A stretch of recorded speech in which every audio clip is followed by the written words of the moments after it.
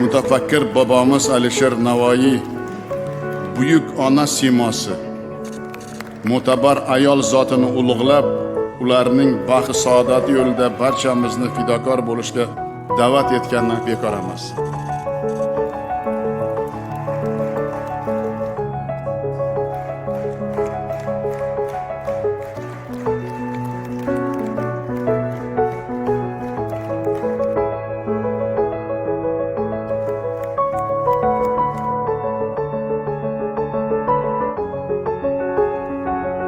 Mehr-oqibat, oliyjanoblik, muhabbat va sadoqat kabi yuksak insoniy qadriyatlarni kamol toptirishda, oila qo'rg'onini mustahkamlashda sizlarning xizmatingizni hech narsa bilan qiyoslab bo'lmaydi.